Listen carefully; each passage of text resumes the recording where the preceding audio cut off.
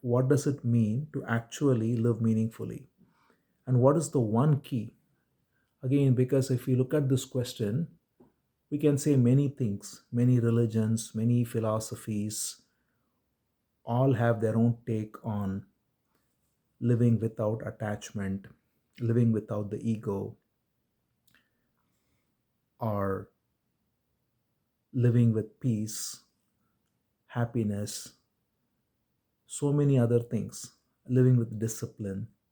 And all of these are important in their own way, but they are all so many that it doesn't ultimately make it easy for an average person to make it into a living philosophy. What does it mean to say live without attachment? Or what does it mean to say live without ego? Or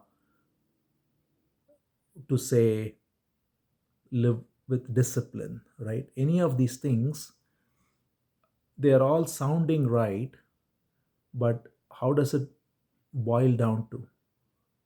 And there is a lot of confusion, and it doesn't seem to work. So this is a good question, right? And so if we can distill it down, distill everything down, distill the entire essence of wisdom traditions of all religions, I would say, the true wisdom tradition, and what does it mean to live with meaning?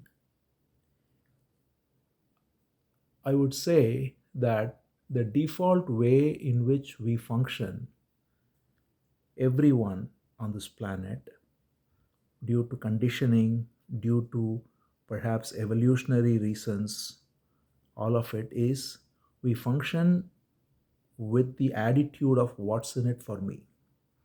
Whenever we relate to someone, even within our own family or friends, and at work or at society at large, our attitude is what's in it for me? How can I maximize whatever I can get out of that relationship, whether it be money or whether it be pleasure or whether it be recognition, whether it be comfort, whatever it might be.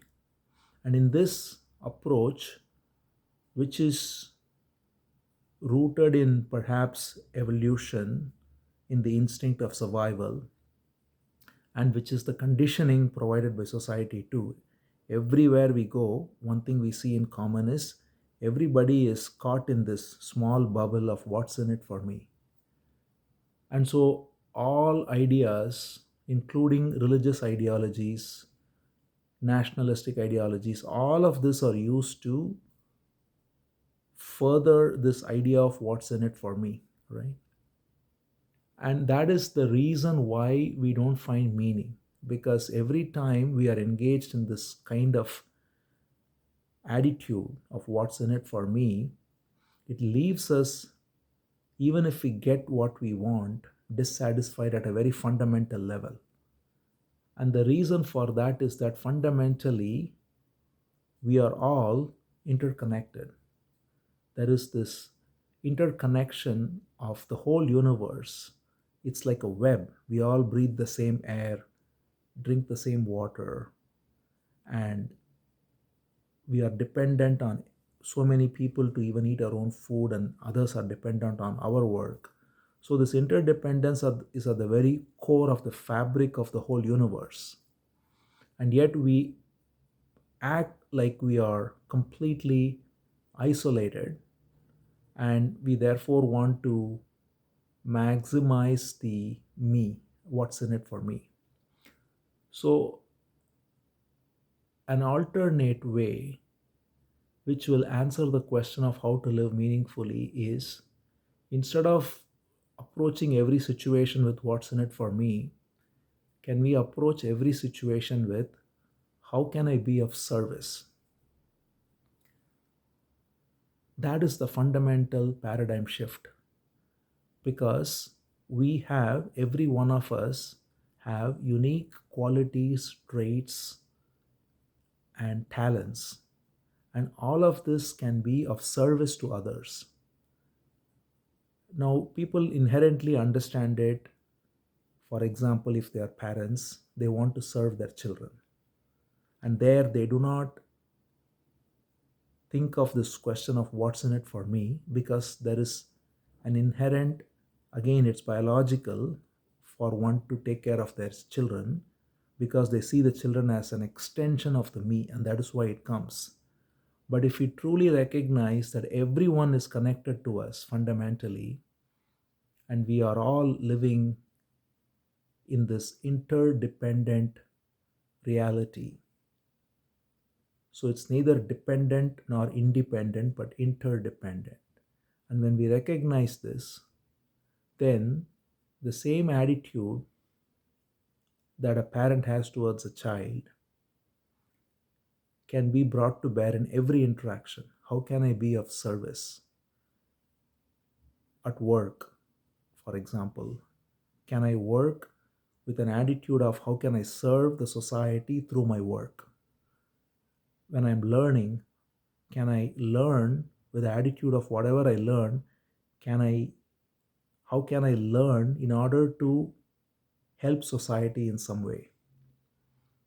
When I relate to even the man on the street, in a grocery store or anywhere, if I change my vision to how can I serve this person rather than what's in it for me, immediately we'll see that the whole energy shifts.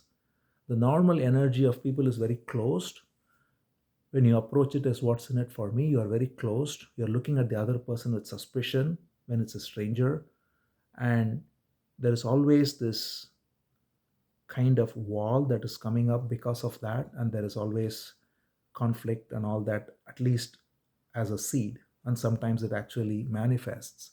But if we flip this, if we completely transform our attitude to how can I be of service, then we look at any person and we say, how can I serve this person? And it doesn't mean that I have to even physically do anything. Just my very presence and smile and acknowledging the other person's presence is a service. To listen to a person is a service. To actually listen to the other person without instantly wanting to validate my opinions and my ideas, which is what the what's in it for me approach does. Instead, if I am with the attitude of how can I serve, then I listen. So to serve is not therefore to even physically do anything, though there are situations where we can also physically do activities to serve. But even at the very subtlest level, to approach every situation with this attitude of how can I be of service, it results in better listening. It results in simply being present in a more holistic way. It results in a sense of a natural ground of love, and it results in one spending one's time in a meaningful way also. Because if I am sitting alone, again I can look at how can I entertain myself, which is what the what's in it for me approach is. Okay, now I need to engage in some activity to increase my pleasure. So that's what the what's in it for me approach is. And then that's always limited because the body can only take so much pleasure. And then there is again boredom and vacuum and all that. Instead, if the attitude is how can I be of service now, then the time that's available can be used to perhaps learn something that can be of use to society, or perhaps it can be to talk to someone who needs our communication, just to chat with them. In other words, we can use our time to then naturally engage in being of some meaning to others. And the secret is this, that when we are providing meaning to others, our life automatically gets meaning. So when we are looking to get meaning, we find it is always getting frustrated. But when we are ready to give meaning to others' lives, our life automatically becomes meaningful. So, if I have to therefore boil down the whole thing, whether we call it non duality or whether we call it devotion, whether we call it faith in God, whether we call it a state of enlightenment, whatever we call it, it really finally boils down to this one simple thing, and that can be actualized by everyone. So one doesn't need to have some highfalutin philosophy to do this. All that one needs to do, therefore, is recognize that everyone and everything is part of one interconnected fabric of this universe. And therefore, the right way to relate to anyone, anything, anywhere, anytime is how can I be of service? And if there is this one takeaway, I think that is enough for one to live a meaningful life.